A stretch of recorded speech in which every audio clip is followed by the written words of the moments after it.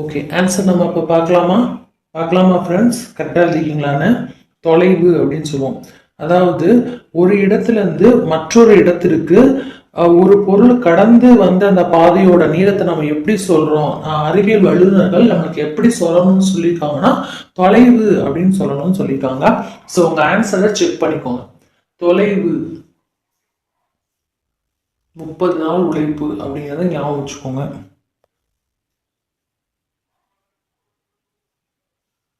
Check பண்ணிட்டீங்களா? Okay, next question போகலாம். அதாவது ஒரு பொருளோட, ஒரு நிமிஷம் நான் காட்டுறேன், கிளாரிட்டி உங்களுக்கு தெரியுதா? ஓகே, ஒரு பொருளின் ஒரு நிமிஷம், ஒரு பொருளின் இயக்கத்தின் போது அதன் துவக்க நிலைக்கும் இறுதி நிலைக்கும் இடையே உள்ள மிக குறைந்த நேர்கோட்டு தொலைவை எப்படி சொல்லுவோம்? அறிவியல் வல்லுநர்கள் எப்படி சொல்லியிருக்காங்க? அதாவது ஒரு பொருளோட இயக்கத்தின் போது அதன் துவக்க நிலைக்கும் இறுதி நிலைக்கும் இடையே உள்ள மிக குறைந்த நேர்கோட்டு தொலைவை நம்ம எப்படி சொல்லுவோம்?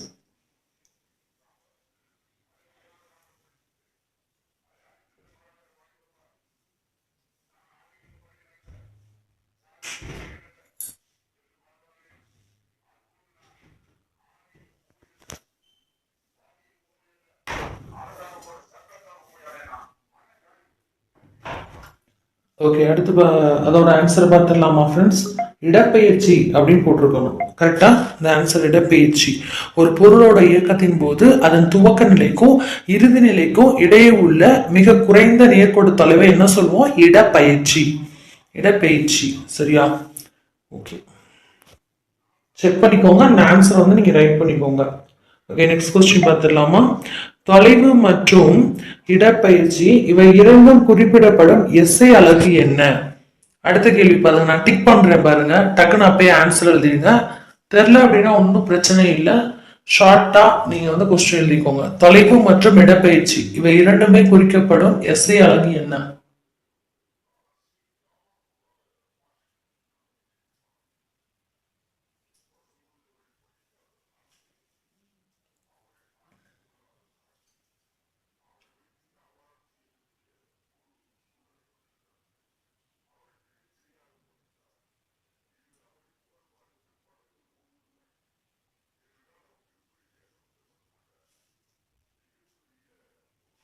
ஆன்சர் எழுதிட்டீங்களா? ஆன்சர் பார்த்துடலாமா?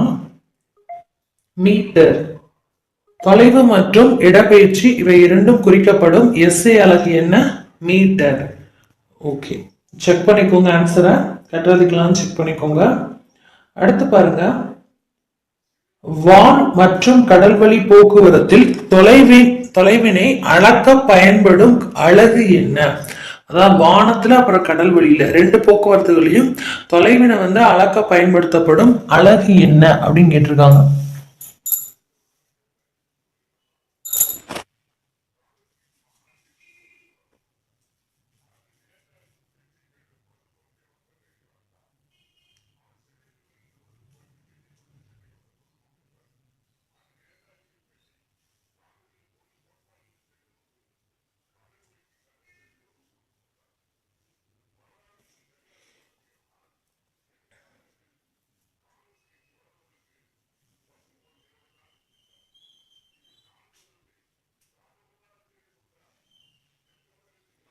ஓகே, பார்த்துடலாமா?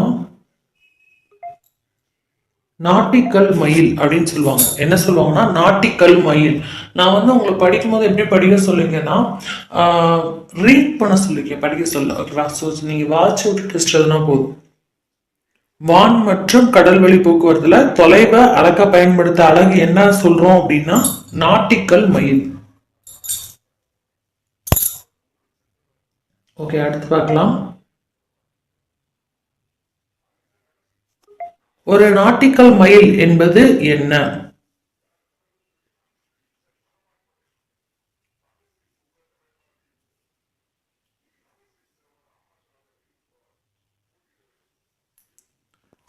ஆன்சர் எழுதிட்டீங்களா? ஆன்சர் பார்க்கலாம். 1852 கிலோமீட்டர், அதாவது 1.852 கிலோமீட்டர். சரியா?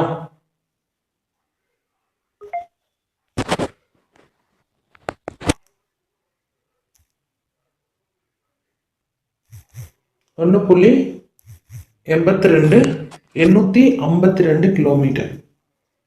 எழுதிக்கிட்டீங்களா? ஓகே, அடுத்து பார்க்கலாம்.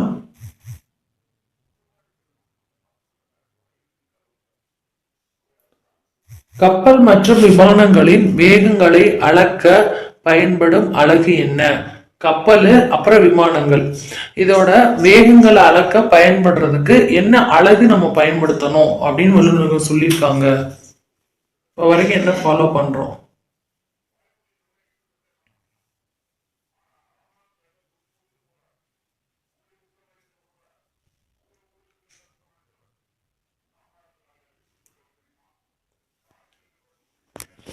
ஓகே, ஆன்சர் பார்த்துடலாமா?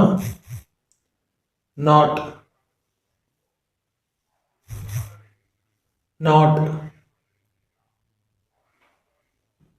அடுத்து பாருங்க, தொலைவு மாறுபடும் வீதம் டேஸ் எனப்படும். ஆன்சர் எழுதுங்க. தொலைவு மாறுபடும் வீதம் டேஸ் எனப்படும்.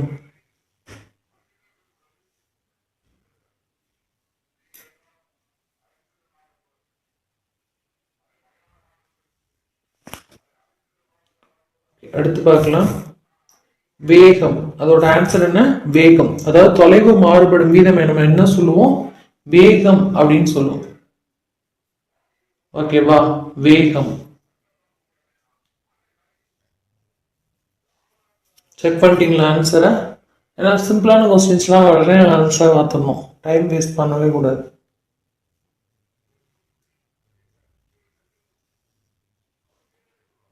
ஓகே, அடுத்து பார்க்கலாம்.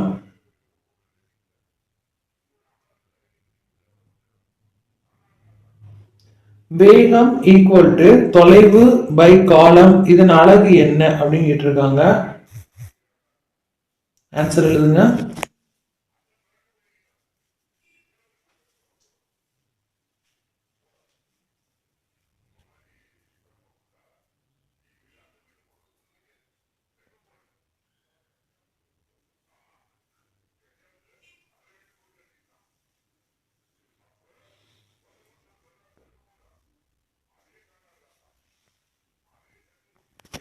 ஓகே, ஆன்சர் பார்க்கலாமா? மீட்டர் பை வினாடி. வேகம் மற்றும் தொலைவு பை காலம், இதன் அலகு என்ன சொல்லுவோம்? மீட்டர் பை வினாடி. சரியா எழுதிருக்கீங்களான்னு செக் பண்ணிக்கோங்க. அடுத்து பாருங்க, வேகத்தினை எத்தனை வகைகளாக பிரிக்கலாம்? வேகத்தை நம்ம எத்தனை வகைகளா பிரிக்கலாம் அப்படின்னு கேட்டிருக்கோம்.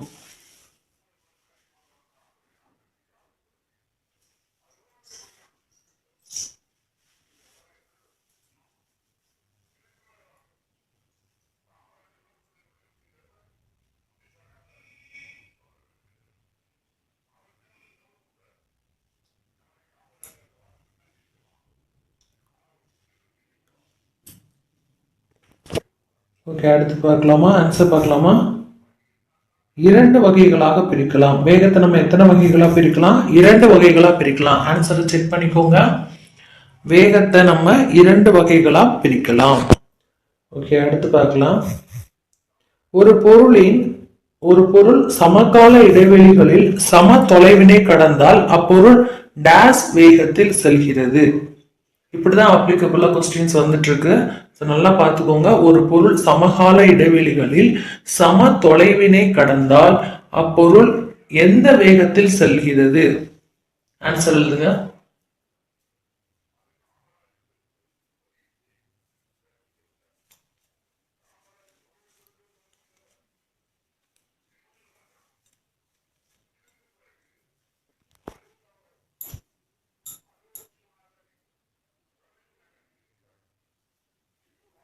ஆன்சர் எழுதிட்டீங்களா?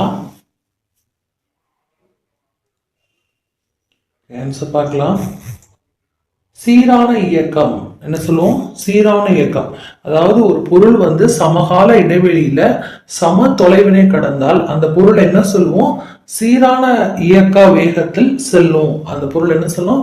சீரான வேகத்தில் செல்லும் அப்படின்னு சொல்லிட்டு சொல்லுவோம். ஓகேயா? சீரான இயக்கம். செக் பண்ணிக்கோங்க ஆன்சர். 10வது கேள்வி முடிஞ்சிச்சு. அடுத்து பாருங்க. சாரி, அது இந்த கொஸ்டினை பாருங்க. ஓகேவா? நான் வேகமாக பிரிண்டிங்கில் பார்க்குறேன். ஒரு பொருள் வெவ்வேறு கால இடைவெளியின் வெவ்வேறு தொலைவினை கடந்தால் அப்பொருள் எந்த வேகத்தில் செல்கிறது? ஒரு பொருள் நல்லா இதுக்கும் ஒரு ஒற்றுமை இருக்குங்க.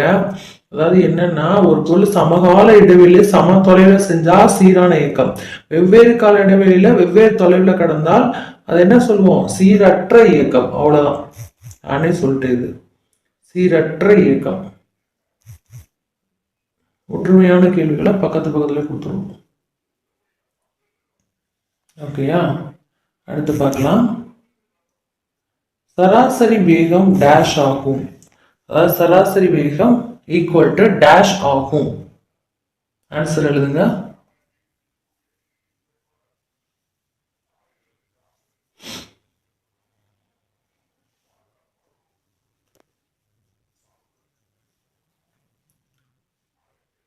ஆன்சர் பார்க்கலாமா?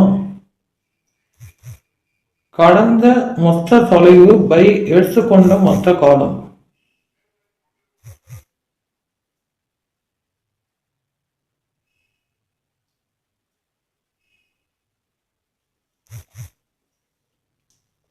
கடந்த மொத்த தொலைவு பை எடுத்துக்கொண்ட மொத்த காலம்.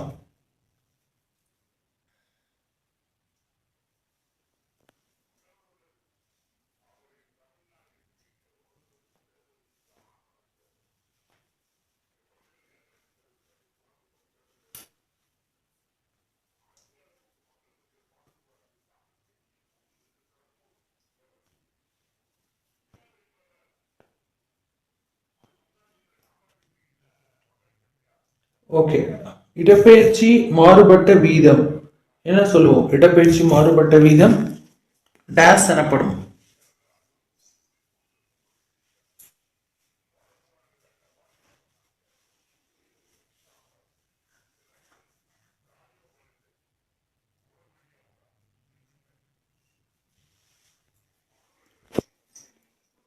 ஓகே, பார்க்கலாமா? ஆன்சர் திசை வேகம். இடப்பெயர்ச்சி மாறுபட்ட தண்டு மற்றும் கிளையுடன் இணைக்கப்பட்டுள்ள பகுதி இலையின் பகுதி எவ்வாறு அழைக்கப்படும்? டேஸ் எனப்படும். திசை வேகத்தின் எஸ்ஐ அலகு. கொஞ்சம் இந்த 7th ஸ்டாண்டர்ட்ல இயற்பியல் பாத்தீங்கன்னா கொஞ்சம் ஈஸியா தான் இருக்கும். திசை வேகத்தின் இலைகள் பசுமை நிறத்தில் இருக்க காரணம் என்ன? 23வது கேட்கறது மாதிரி தான் எடுத்திருக்கேன். ஒன்று ரெண்டு கொஸ்டின் ஈஸியா எடுத்திருப்பேன். இல்லீங்களா? திசை வேகம் ரொம்ப ஈஸி.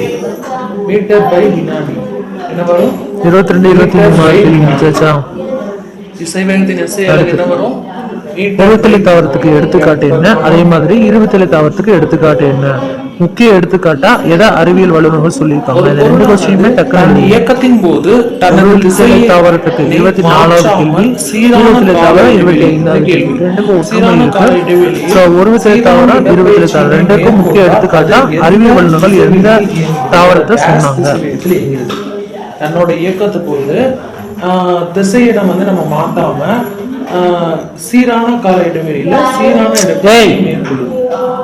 அப்ப டேஷ் திசை வேகத்தில் இயங்குது அப்படின்னு நோட் பண்ணிக்கோங்க.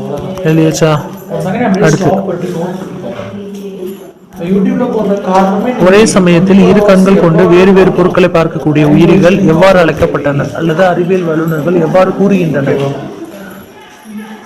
எந்த உயிரி ஒரே சமயத்துல ரெண்டு கண்ணை வச்சு ஒரு கண்ணை வச்சு வேற பொருளையும் இன்னொரு கண்ணை வச்சு வேற பொருளையும் பார்க்கும், அது எந்த உயிரிகள் அப்படின்னு அறிவியல் வல்லுநர்கள் சொல்லியிருக்காங்க.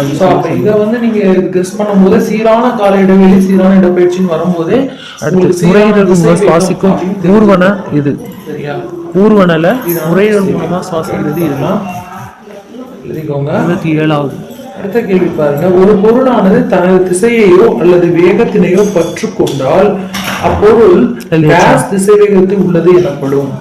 ஒரு பொருளானது தனது திசையையோ அல்லது வேகத்தினையோ மாற்றிக்கொண்டால் பொருள் டேஷ் திசை வேகத்தில் உள்ளது எனப்படும். ஓகே, 28வது கேள்வி. டேஷ் உயிர் சமூகத்தையும் உயிரற்ற சமூகத்தையும் உருவாக்குகின்றன. அதாவது எது உயிர் சமூகத்தையும் உயிரற்ற சமூகத்தையும் உருவாக்குது? 28வது.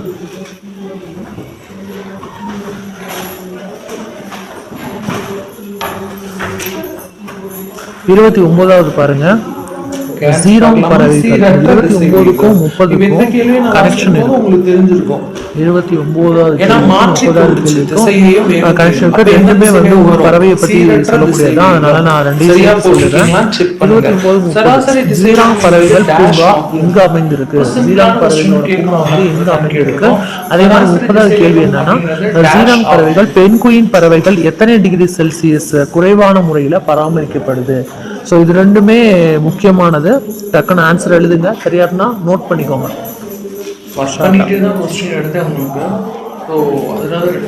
சீராங் பறவைகள் எங்கு பூங்கா அமைந்துள்ளது, அப்படி இல்லைன்னா சீராங் பறவைகள் சரி இல்லைன்னா இல்லை, அந்த பூங்கா எங்க இருக்கு, அதுக்கடுத்து அது எத்தனை டிகிரி செல்சியஸ்ல பாதுகாக்கப்படுது. இப்ப நம்ம விடைகளை பார்த்துடலாமா? பார்த்துடலாம். மைண்ட்ல செட் பண்ணிக்கோங்க. எப்படி இருந்தாலும் உங்களுக்கு கேள்வி பதில் கிளியரா இருக்கிற மாதிரி கொடுப்பேன். ஆன்சர் பார்த்துடலாம். மொத்த இடப்பெயர்ச்சி பை காலம். என்னது? மொத்த இடப்பெயர்ச்சி பை காலம். சராசரி திசைவேகம் என்பது மொத்த இடப்பெயர்ச்சி பை காலம் ஆகும்.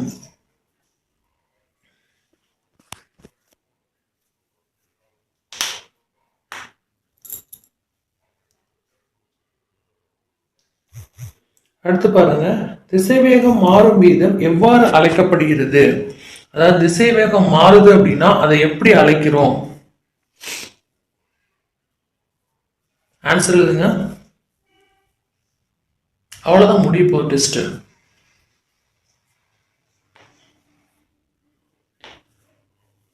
ஆன்சர் எழுதிட்டீங்களா? எழுதுங்க, இல்லைன்னா அனுப்புங்க. ஒரு லைவ் டெஸ்ட் டெய்லியுமே காலையில 4 மணிக்கும் மாலையில 4 மணிக்கும் தேர்வு நடக்குது. டெஸ்ட் ஷெட்யூல்ல பார்க்காதவங்க டிஸ்கிரிப்ஷன் லிங்க் இருக்கு, பார்த்துக்கோங்க. ஓகே, முடுக்கம்.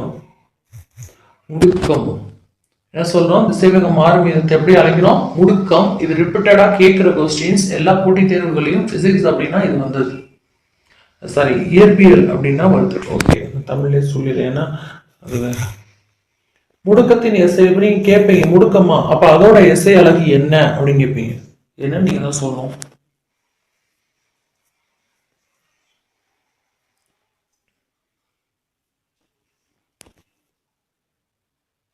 எழுதிட்டீங்களா? ரொம்ப ஈஸியானது. ஆன்சர் பார்த்துடலாமா? மீட்டர் பை வினாடி ஸ்கொயர். மேல வந்து அந்த 2 வந்துருக்கு. ஓகே, பார்த்துடலாமா? அடுத்து, ஒரு பொருளின் திசைவேகமானது காலத்தினை பொறுத்து அதிகரித்து கொண்டே வந்தால் அப்பொருளில் ஏற்படும் முடுக்கம் டேஷ் எனப்படும். அதாவது ஒரு பொருளோட திசைவேகமானது காலத்தை பொறுத்து அதிகரித்து கொண்டே வந்தால் அந்த பொருளோட முடுக்கத்தை வந்து நம்ம என்ன சொல்றோம், வல்லுநர்கள் என்ன சொல்றாங்க? டேஷ் எனப்படும். ஆன்சர் எழுதுங்க, இல்லை ஆன்சர் அனுப்புங்க, தெரியல நோட் பண்ணிக்கோங்க.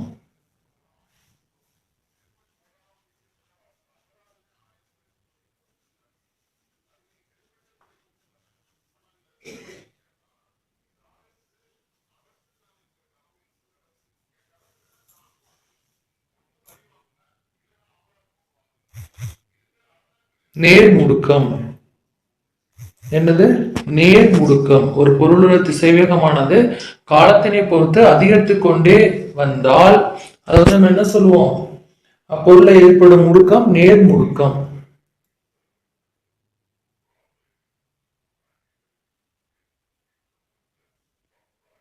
ஓகே, அடுத்து பார்க்கலாம்.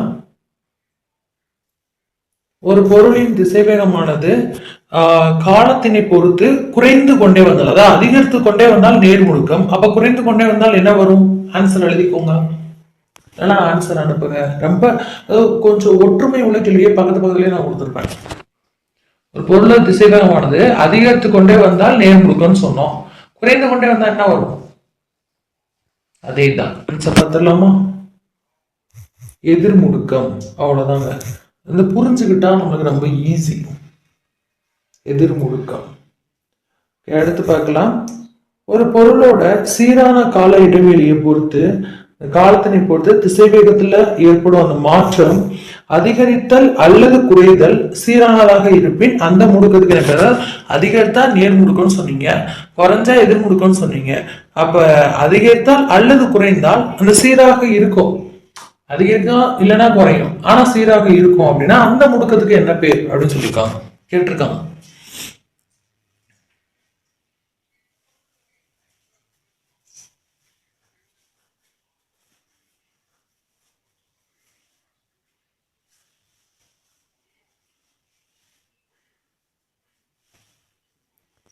எழுதியாச்சு ஆன்சரு,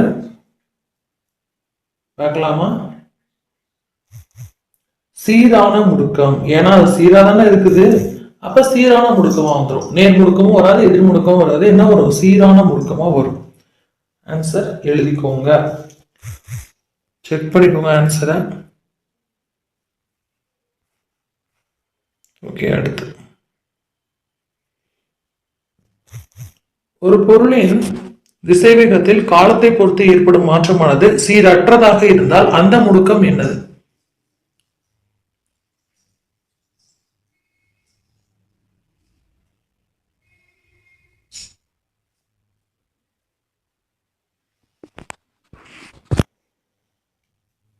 எல்லாத்தையுமே ஆன்சர்ஸோட பார்த்துடலாம். ஓகேயா? ஆன்சர் என்ன? சீரற்ற முடுக்கம். என்னது? சீரற்ற முடுக்கம். ஏன்னா சீரற்றதா இருக்கு, அப்ப என்ன வரும்? சீரற்ற முடுக்கம் வரும். ஓகே, அடுத்து பார்க்கலாம்.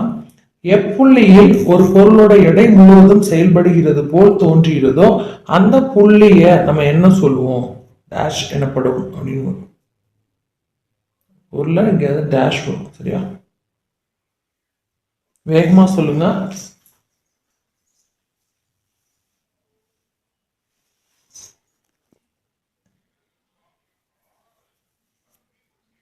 ஆன்சர் பார்த்துடலாமா? ஈர்ப்பு மையம் அப்படின்னு சொல்லுவோம். அது என்ன சொல்லுவோம்? ஈர்ப்பு மையம். என்னது? ஈர்ப்பு மையம். அடுத்து பார்க்கலாமா? ஒரு பொருளின் ஆரம்ப நிலையினை தக்க வைத்துக் கொள்ளும் திறனே அப்பொருளோட டேஷ் எனப்படும். ஒரு பொருளோட ஆரம்ப நிலையை தக்க வைத்துக் கொள்ளும் திறனே அந்த பொருளோட டேஷ் எனப்படும்.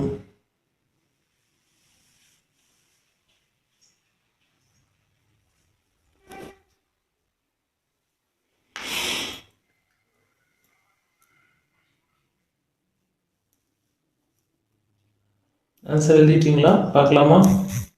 சமநிலை எனப்படும். என்னது? சமநிலை எனப்படும். ஆன்சர் செக் பண்ணிக்கோங்க. சமநிலை. ஓகே, அடுத்து பாருங்க. சமநிலை அப்படிங்கிறது எத்தனை வகைப்படும் நீங்க கேட்பீங்க. இப்ப சமநிலை சொல்றீங்க, அப்ப அது எத்தனை வகைன்னு கேட்பீங்களா? அதான் கேட்டிருக்கோம். ரொம்ப ஈஸியானது இது. ஆன்சர் பார்த்துடலாமா? எழுதிட்டீங்களா?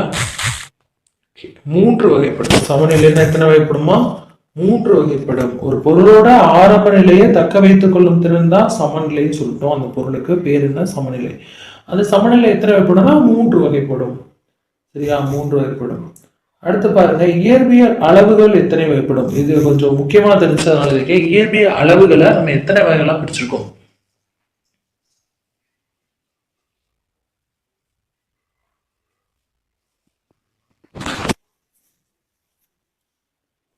இயற்பியல் அளவுகள் எத்தனை வகைப்படும்? இரண்டு வகைப்படும். இயற்பியல் அளவுகள் எத்தனை வகைப்படும்? இரண்டு வகைப்படும். ஓகே, அடுத்து பார்க்கலாம். பூமியானது அண்டத்தின் மையத்திலிருந்து டேஷ் ஒளியாண்டு தொலைவில் உள்ளது. பூமியானது அண்டத்தோட மையத்திலிருந்து டேஷ் ஒளியாண்டு தொலைவில் உள்ளது.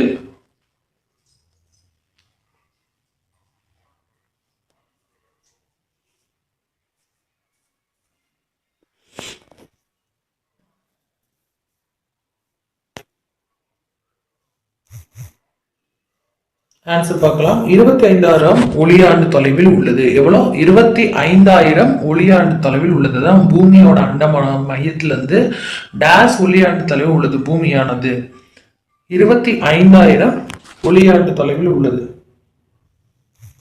அடுத்து பாருங்க, விளக்கெண்ணையின் அடர்த்தி என்ன அப்படின்னு கேட்டிருக்காங்க.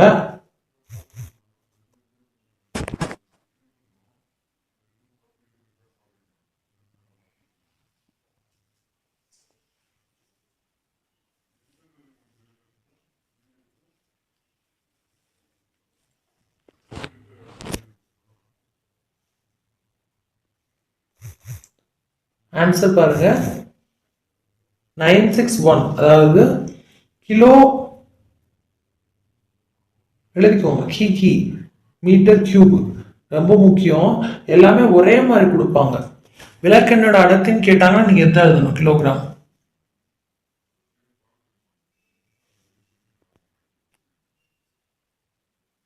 எழுதிக்கிட்டீங்களா?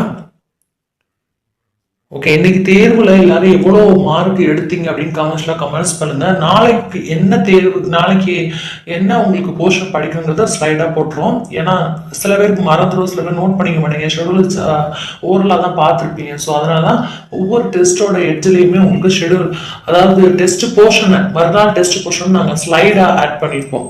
ஸோ இப்போ நம்ம டெஸ்ட் போர்ஷனை பார்த்துடலாமா? இருக்கிற கேள்விகள்ல நீங்க எப்படி இருந்துச்சு, எந்த மாதிரிலாம் அட்டன் பண்ணீங்க, எந்த அளவு உங்களுக்கு பயனுள்ளதா இருந்துச்சுன்னு சொல்லிட்டு நீங்க அவன் மறக்காம சொல்லுங்க. மறக்காம சாம்பியன்ஸோட சப்ஸ்கிரைப் பண்ணி டெலகிராம்ல ஜாயின் பண்ணிக்கோங்க. ஓகே ஃப்ரெண்ட்ஸ், ஏதாவது வேணும்னா கமெண்ட்ஸ்ல தாராளமா. எந்த தாவரத்தில் இலைகள் குடுவைகளாக மாறி பூச்சிகளையும் மற்றும் சிறு விலங்குகளையும் கவர்ந்து இழுக்கும் தன்மை கொண்டது என அறிவியல் வல்லுநர்கள் நிரூபித்துள்ளனர்?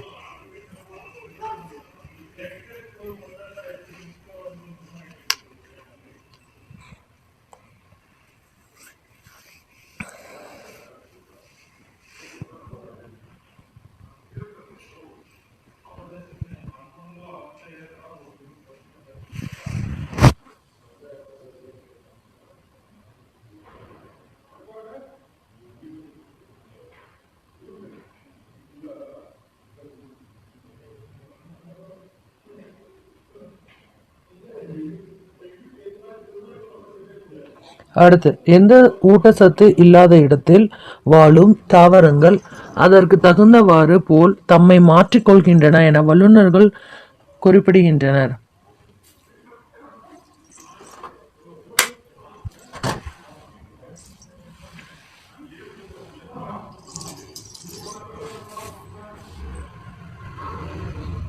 எழுதிட்டீங்களா? அடுத்து தெரிலனா நீங்கள் கொஸ்டின் ஷார்ட்கட்டாக எழுதிக்கோங்க. ஓகேயா? ஓகே, தேர்ட் கொஸ்டின் பாருங்க. எந்த தாவரத்தில் இலைக்காம்பு அகன்று இலை போல் மாறி இலை செய்ய வேண்டிய ஒளி சேர்க்கை வேலையை இழக்காமல் மேற்கொள்கிறது என வல்லுநர்கள் குறிப்பிட்டுள்ளனர்?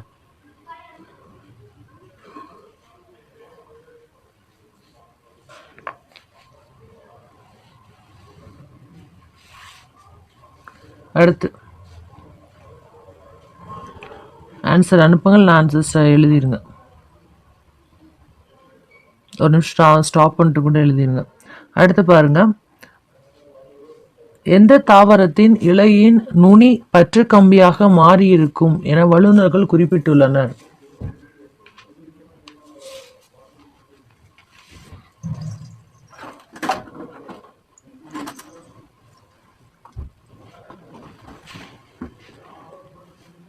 எழுதியாச்சா?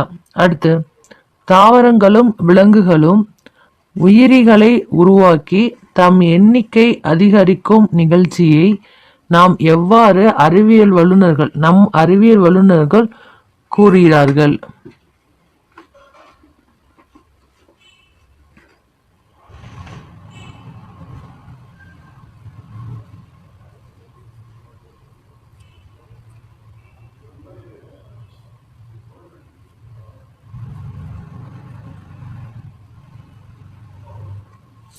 ஓகே,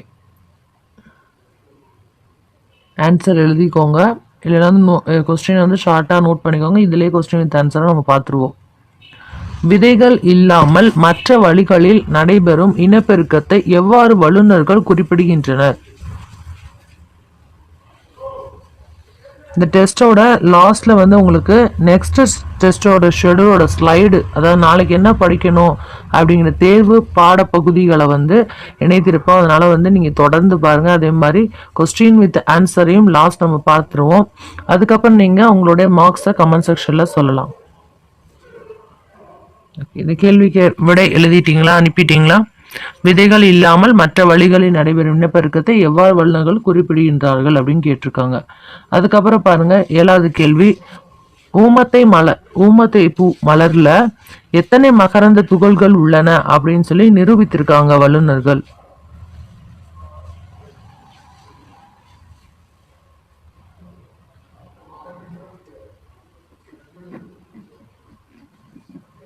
எழுதியாச்சா? அடுத்து இலை போன்ற பசுமை நிறமுடைய அமைப்பு மொட்டினை முழுவதும் மூடி இருப்பது எவ்வாறு அழைக்கப்படுகிறது என வல்லுநர்கள் குறிப்பிட்டுள்ளனர்.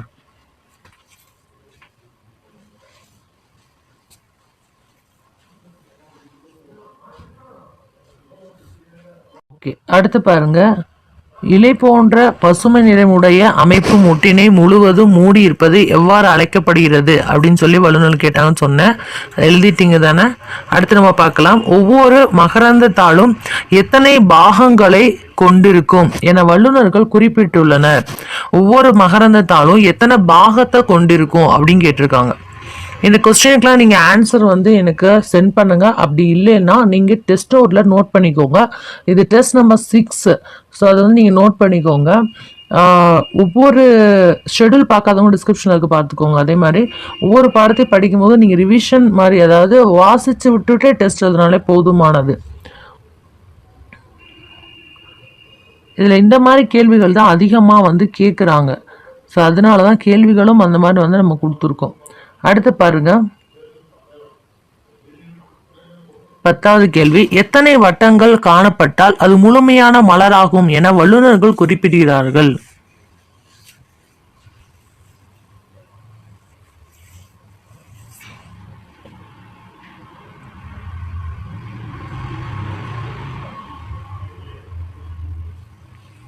அடுத்து பாருங்க, பல மலர்கள் ஒன்றோடு ஒன்று இணைந்து காணப்பட்டால் அதற்கு என்ன பெயராக வல்லுநர்கள் சூட்டியுள்ளனர்.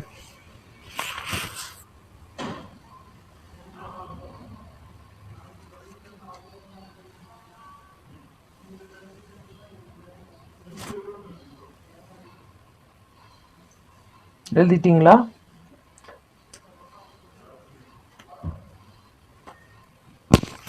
அடுத்து பாருங்க, கொஸ்டின் வித் ஆன்சரே பார்த்துடலாம். கமெண்ட் செக்ஷனில் உங்களோட இதே சொல்லிடுங்க, எனக்கு மார்க்கையும். ஆண் மலரில் உள்ள மகரந்த தூளை பெண் மலரில் உள்ள எந்த பகுதியில் சேர்த்தால் செயற்கை மகரந்த சேர்க்கை நடைபெறுகிறது என வல்லுநர்கள் குறிப்பிட்டுள்ளனர்.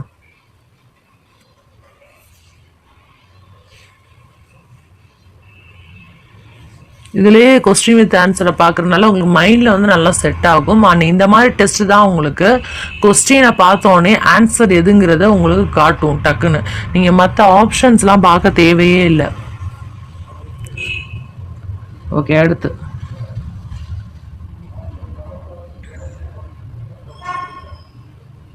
அடுத்த கேள்வியை பார்க்கலாமா?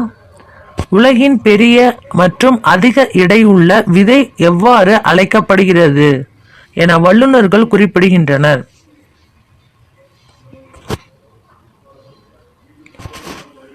ஆன்சர் எழுதுங்க.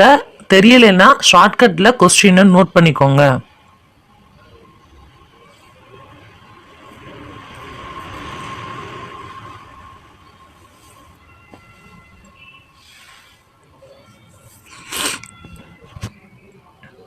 ஓகே, அடுத்து பார்க்கலாம்.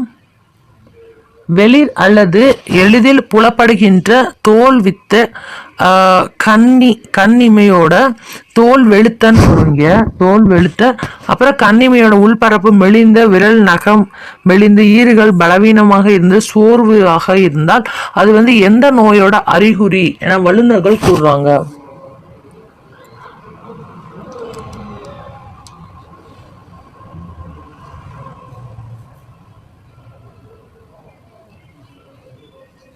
எழுதிட்டீங்களா? ஓகே, அடுத்து பார்க்கலாம். ஜஸ்ட் ஒரு செகண்ட் கொஸ்டினை ஸ்டாப் பண்ணிட்டு நீங்கள் கூட ஷார்ட்டாக எழுதுனா எழுதிக்கோங்க. இது முழுக்க முழுக்க இலவசம்தான். உடலின் எல்லா பாகங்களும் மன உணர்வுகளில் எத்தனை சதவீதம் உணவுகளை பார்வை மூலமாக உணர்கிறோம் என வல்லுநர்கள் குறிப்பிட்டுள்ளனர்.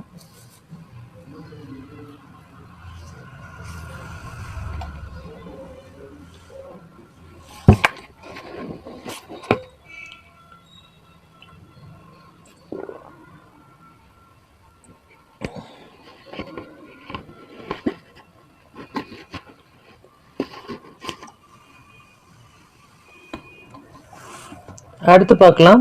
வைட்டமின் ஏ குறைபாடு காரணமாக ஏற்படும் நோய் எது?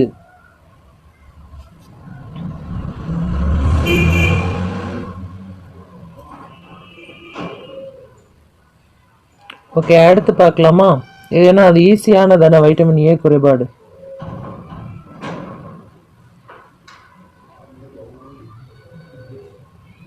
அடுத்து பார்க்கலாம். நோய் தடுப்பு மற்றும் சிகிச்சைகள் ஆகியவற்றின் கருத்தை கொண்டு எத்தனை வகைகளாக இதை பிரிக்க முடிகிறது?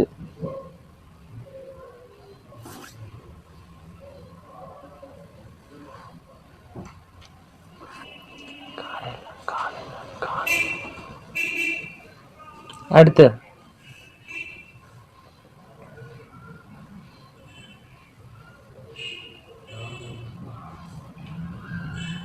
டைபாய்டு நோயை உண்டாக்கும் சாலமோனெல்லா டைஃபி என்பது என்ன? அதை டேஷ் அப்படின்னு கொடுத்துருக்காங்க.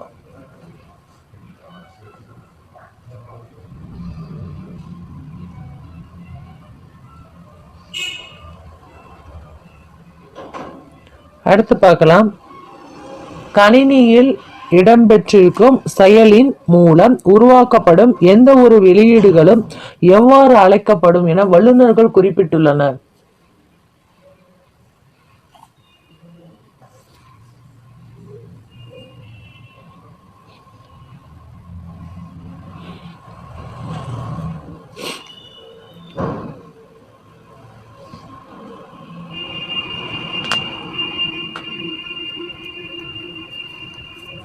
ஓகே, அடுத்து பார்க்கலாமா?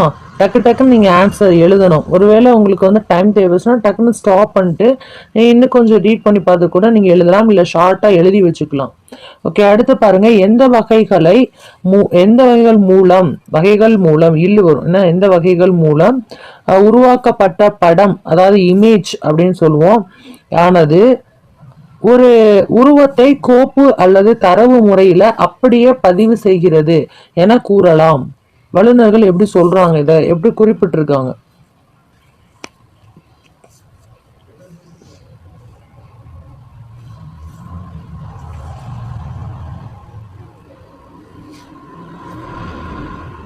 ஓகே, அடுத்து பார்க்கலாமா?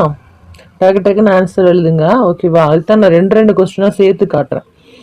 கிளாமர் மூவிஸ் பாக்டீரியா அப்படின்னு மற்றும் அமீபா, சரியா? இது வந்து மூவிஸ் இல்லை, உங்களுக்கு நான் வாசிக்கும்போது தெரியும். இது கிளாமர் மூவிஸ் இல்லை, கிளாமிடாமோனஸ். சாரி, இது வந்து பிரிண்டிங் மிஸ்டேக்ல அவங்க அப்படி அடிச்சிருக்காங்க. கிளாமிடாமோனஸ் இது இன்னொருத்தவங்க கொடுத்தா நான் அடிக்க வச்சேன், ஆனால் அப்படி அடிச்சிருக்காங்க. கிளாமிடாமோனஸ், சரியா? மற்றும் அமீபா ஆகிய உயிரினங்கள் எவ்வாறு அழைக்கப்படுகின்றன?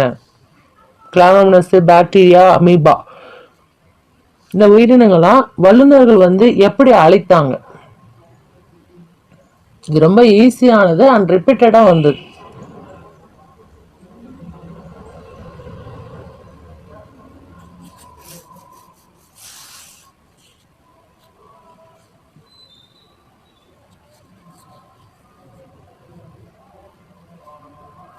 ஓகே, பார்க்கலாமா? அடுத்து பார்க்கலாம். எந்த உயிரினங்களின் செல்கள் திசுக்களாகவும் உறுப்புகளாகவும் மற்றும் உறுப்பு மண்டலங்களாகவும் அமைக்கப்பட்டுள்ளன என வல்லுநர்கள் குறிப்பிட்டுள்ளனர்?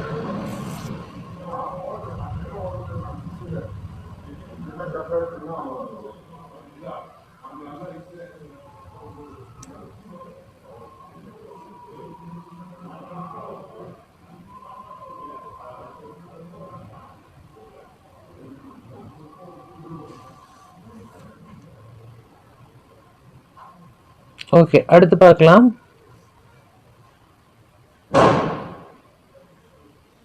வெவ்வேறு திசுக்களின் தொகுப்பானது ஒரு குறிப்பிட்ட செயல் அல்லது செயல்களை செய்யக்கூடிய அமைப்பாகிறது. இது எவ்வாறு அழைக்கப்படுகிறது என வல்லுநர்கள் அழைத்தனர்?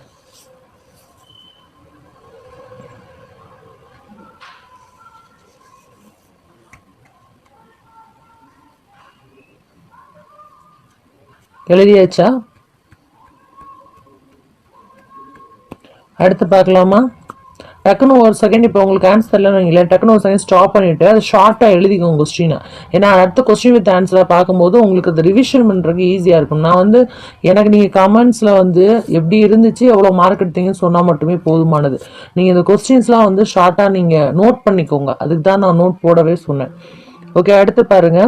டேஷ் என்பது செல் சமூக உள்ளடக்கிய செல்லை அனைத்து பகுதிகளில் கொண்ட ஆனால் உட்கருவை தவிர்த்து உள்ள பகுதியாகும். கொண்டது ஆனால் என்னது, உட்கருவை தவிர்த்த பகுதியாகும்.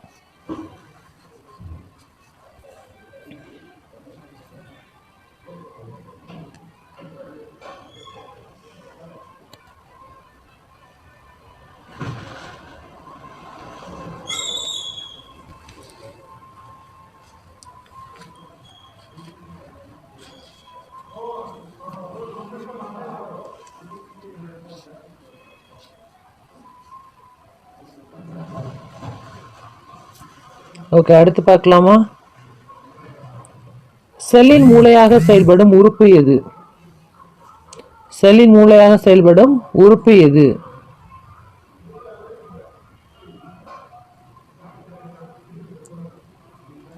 எழுதிட்டீங்களா? இது ரொம்ப ஈஸியானது தான்.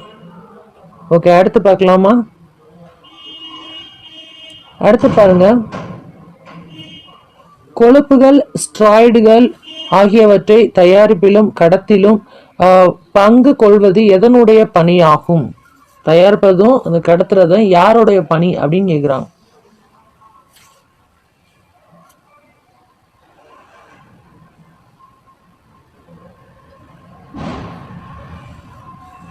ஓகே, அடுத்து பாருங்க, மென்மையான எண்டோபிளாச வலைப்பின்னல், அதாவது அந்த இவங்ககிட்ட அடிக்க கொடுத்தாலே இதான் பிரச்சனை. சரி, நீங்க தான் ரைட்டிங் இது பண்ணலன்ட்டீங்களா? சரி, ஓகே. சத்தம் போடுறேன். பிளாஸ் வலைப்பின்னலில் அது எது அற்று காணப்படுகிறது என வல்லுநர்கள் குறிப்பிட்டுள்ளனர்.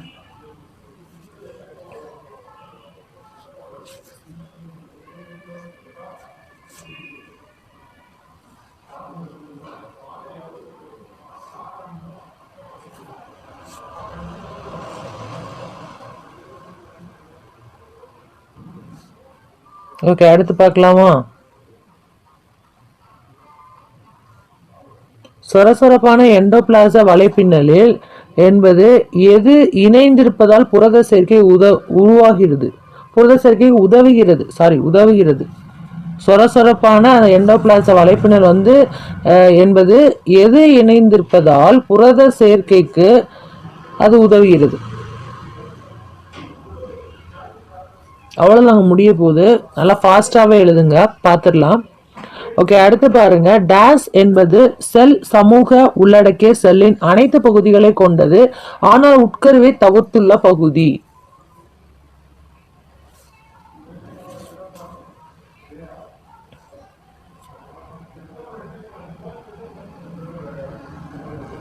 ஓகே, அடுத்து பார்க்கலாமா?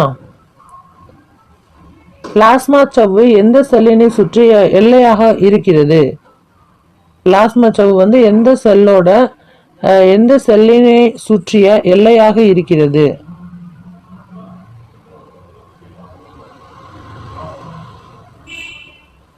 ஓகே, அடுத்து பார்க்கலாமா? இப்போ ஆன்சர்ஸை நம்ம விறுவிறுன்னு பார்த்துடலாம் ஃப்ரெண்ட்ஸ். நீங்கள் டக்குன்னு நிப்பாட்டி கூட டக்குன்னு எழுதிக்கோங்க. நம்ம விறுவிறுன்னு பார்த்துலாம், டைமே வேஸ்ட் பண்ணக்கூடாது. அதுக்காண்டி தான் நான் சொல்கிறேன். ஓகே, எந்த தாவரத்தின் இலைகள் குடுவைகளாக மாறி பூச்சிகளையும் மற்றும் சிறு விலங்குகளையும் கவர்ந்து இழுக்கும் தன்மை கொண்டது என அறிவியல் வல்லுநர்கள் நிரூபித்துள்ளனர்? நெப்பந்தஸ் அப்படிங்கிறதாங்க. இது ஒரு குடுவை மாதிரி இருக்குங்க. அதாவது இப்படிதான் இருக்கும். அதான் இந்த மாதிரி ஏதாவது பூக்கள் மாதிரியே இருக்கும், பார்க்க ரொம்ப அழகா இருக்கும். ஆனா இது என்ன பண்ணணும்னா ஒரு குடுவை மாதிரி இருக்கும். அது என்ன பண்ணணும்னா இந்த பூச்சியை ஃபர்ஸ்ட் இன்னும் விலங்குகளே அப்படியே டபக்குன்னு பிடிச்சி உள்ள சாப்பிட்ரும். ஸோ அந்த இதுதான் சொல்றாங்க நெப்பந்தஸ். அது பேர் என்னதுன்னா நெப்பந்தஸ். ஓகே, அடுத்து பார்க்கலாமா? எந்த ஊட்டச்சத்து இல்லாத இடத்தில் வாழும் தாவரங்கள் அதற்கு தகுந்தவாறு போல் தம்மை மாற்றிக்கொள்கிறது என வல்லுநர்கள் குறிப்பிட்டுள்ளன அப்படின்னு கேட்டிருக்காங்க. நைட்ரஜன். அதுதான் இந்த மாதிரி அதுக்கு தகுந்த மாதிரி மாத்திக்கொள்ளும். எது? நைட்ரஜன். நைட்ரஜன் போட்டிருக்கீங்களான்னு செக் பண்ணிக்கோங்க ஆன்சரை. ஓகேவா? அடுத்து பாருங்க, எந்த தாவரத்தில் இலைக்காம்பு அகன்ற இலை போல மாறி இலை செய்ய வேண்டிய வேலையை ஒளிசேர்க்கையான அந்த வேலையை இழக்காம மேற்கொள்ளுது அப்படின்னா அது கேஷியா ஆரிகோ லி பார்மிஸ் அப்படின்னு சொல்லுவாங்க. இது எழுதிக்கோங்க. கண்டிப்பா இது யாருமே கரெக்டா எழுதியிருக்க மாட்டீங்கன்னு நினைக்கிறேன். ஏன்னா அந்த பேர் உங்களுக்கு ஞாபகம் இருக்காது. பட் நீங்க இப்ப எழுதிக்கிட்டீங்கன்னா ஆப்ஷனில் நம்ம எழுத போறது இல்லை, கிளிக் பண்ண தான் போறோம். ஸோ அப்போது கன்ஃபார்மா உங்களுக்கு ஞாபகம் இருக்கும். டக்குன்னு ஒரு நிமிஷம் இந்த இடத்துல ஸ்டாப் பண்ணிட்டு இந்த கொஸ்டினையும் ஆன்சரையும் ஷார்ட்டா எழுதிக்கோங்க. படிக்கிறதுக்கு மட்டும் சலிக்காதீங்க. வெறும் 30 நாள் உழைப்பு தான் நான் சொல்லியிருக்கேன். நம்ம தாரக மந்திரத்தை ஞாபகம் வச்சுக்கோங்க. 30 நாள் உழைப்பு, வாழ்நாள் முழுவதும் சிறப்பு. ஓகே, அடுத்து பாருங்க. எந்த தாவரத்தின் இலையின் நுனி பற்று கம்பியாக மாறி இருக்கும் என வல்லுநர்கள் கூறுகிறார்கள். இதுவுமே முக்கியமானது, எழுதிக்கோங்க. குளோரியோசா சூப்பரா அப்படின்னு சொல்லுவாங்க. செங்காந்தல், அந்த மலர் இருக்குல்ல, அதுதான் செங்காந்தல் மலர். சின்ன பிள்ளையில இந்த மலர் வந்து நம்மளுக்கு வந்து ரொம்ப பிடிக்கும். ஆனால் இப்பயுமே வந்து எனக்கு வந்து ரொம்ப பிடிக்கும் இந்த செங்காந்தல் மலருங்கிறது.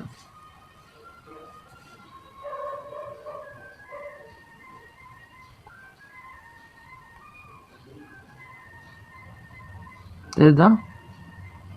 ஓகே, அடுத்து போலாம்.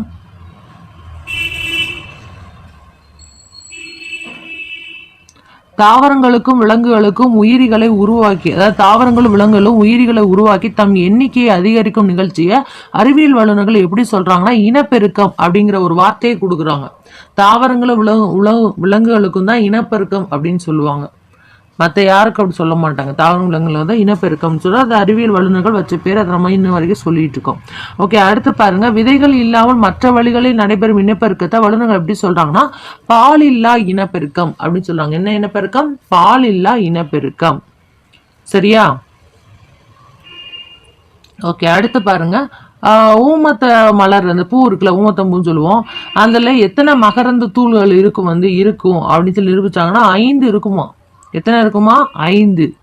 ஓகே, அது 7வது கேள்வி. 8வது கேள்வி பாருங்க. இலை போன்ற பசுமை நிறம் உடைய அமைப்பு மொட்டினை முழுவதும் மூடி இருப்பது எவ்வாறு அழைக்கப்படுகிறது என வல்லுநர்கள் குறிப்பிடுகின்றன.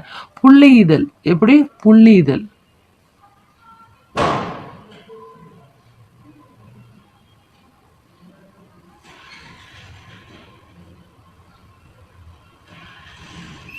அடுத்து பாருங்க.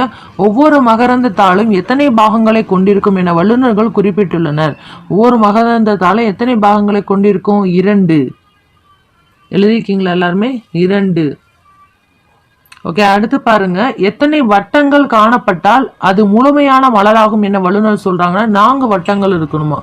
4 வட்டங்கள் காணப்பட்டால் தான் அது ஒரு முழுமையான மலர் அப்படின்னு சொல்லி சொல்றாங்க வல்லுநர்கள். ஓகே, அடுத்து பாருங்க. பல மலர்கள் ஒன்றோடு ஒன்று இணைந்து காணப்பட்டால் அதற்கு என்ன பெயராக வல்லுநர்கள் சூட்டியுள்ளார்கள்? மஞ்சரி. பல மலர்கள் ஒன்றோடு ஒன்று இணைந்து காணப்பட்டால் அதற்கு என்ன பெயராக வல்லுநர்கள் சூட்டியுள்ளார்கள்? மஞ்சரி.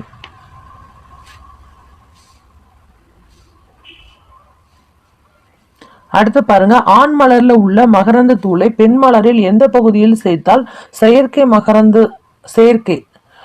சேர்க்கை வந்து நடைபெறுது அப்படின்னு வல்லுநர்கள் சொல்றாங்கன்னா சூலக மூடி. இது டெட்ல இப்ப பேப்பர் 1ல கேட்டிருந்தாங்க. பேப்பர் 1ல இந்த கொஸ்டின் வந்து வந்துச்சு.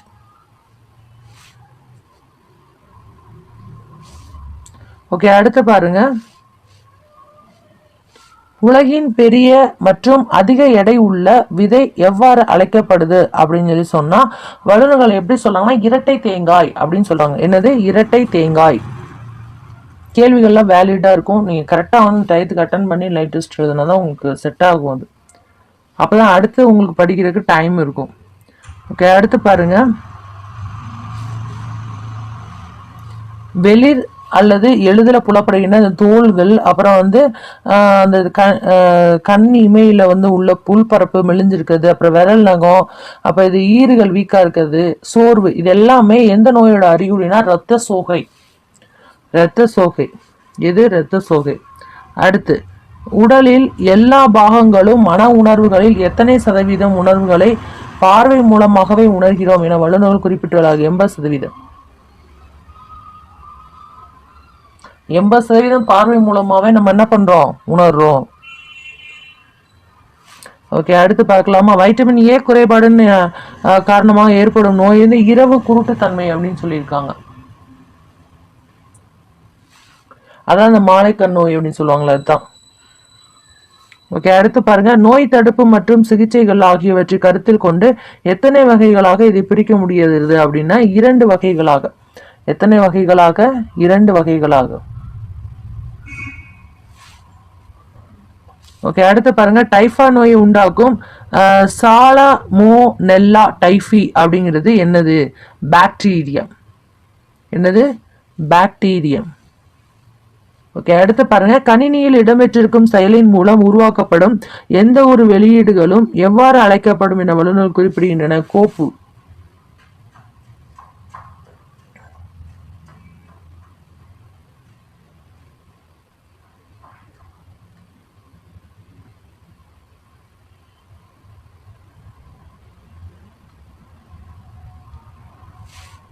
ஓகே, அடுத்து பாருங்க, எந்த வகைகள் மூலம் உருவாக்கப்பட்ட படம் இமேஜ் ஆனது ஒரு உருவத்தை கோப்பு அல்லது தரவு முறையில் அப்படியே பதிவு செய்கிறது என கூறலாம் என வல்லுநர்கள் குறிப்பிடுகிறார்கள்னா ராஸ்டர்.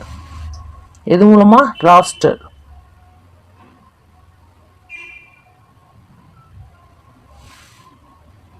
ஓகே, அடுத்து பார்க்கலாமா? இது வந்து கிளாமிடாமோனஸ்ங்க. நான் ஏற்கனவே சொன்னேன் பிரிண்டிங் மிஸ்டேக்குன்னு. கிளாமிடாமோனஸ் பாக்டீரியா மற்றும் கிளாமிடாமோனஸ் பாக்டீரியா, அமீபா, இது எல்லாத்தையுமே வல்லுநர்கள் எப்படி சொல்றாங்கன்னா ஒரு செல் உயிரி அப்படின்னு சொல்றாங்க. இது எல்லாமே என்னது? ஒரு செல் உயிரி.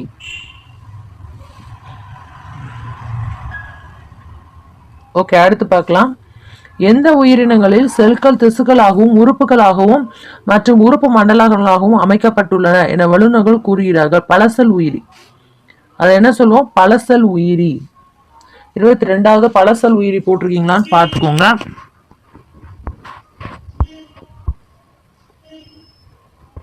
ஓகே, 23வது பாருங்க, வெவ்வேறு திசுக்களின் தொகுப்பானது ஒரு குறிப்பிட்ட செயல் அல்லது செய்யக்கூடிய அமைப்பாகிறது.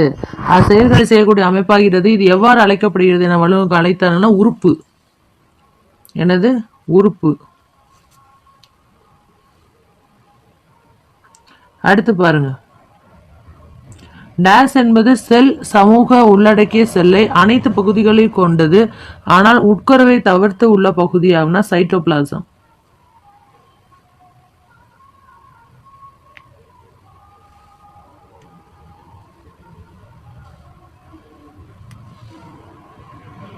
ஓகே, அடுத்து பார்க்கலாமா? செல்லின் மூளையாக செயல்படும் உறுப்பு எது? உட்கரு. இது எல்லாமே கரெக்டாக எழுதிப்பீங்க. செல்லின் மூளையாக செயல்படும் இது உறுப்பு எது? உட்கரு. ஓகே, அண்ட் தைரியமாக உங்களோட மார்க் நீங்கள் கமெண்ட்ஸில் சொல்லுங்கள். அப்போ தான் உங்களுக்கே ஒரு கான்ஃபிடென்ட் வரும். கொழுப்புகள், ஸ்ட்ராய்டுகள் ஆகியவற்றை தயாரிப்பிலும் அந்த கடத்துறது, பங்கு கொள்வது எதனுடைய பணி அப்படின்னு கேட்டாங்க. எண்டோபிளாச வலைப்பின்னலோட பணி தான் அது. எண்டோபிளாச வலைப்பின்னலோட பணி. அடுத்து பாருங்க, மென்மையான எண்டோபிளாச வலைப்பின்னல் அப்படிங்கிறது பின்னலின் அது அற்று காணப்படுகிறது என வல்லுநர்கள் குறிப்பிடுகின்றன. ரைபோசோம்கள்.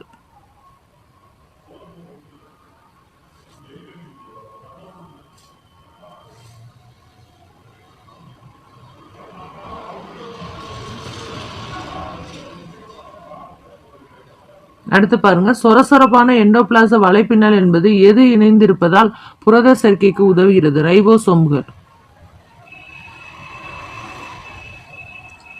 ரைபோசோம்கள். டேஸ் என்பது செல் சமூக உள்ளடக்கிய செல்லின் அனைத்து பகுதிகள் கொண்டது ஆனால் உட்கருவை தவிர்த்து உள்ள பகுதியாகும். சைட்டோபிளாசம்.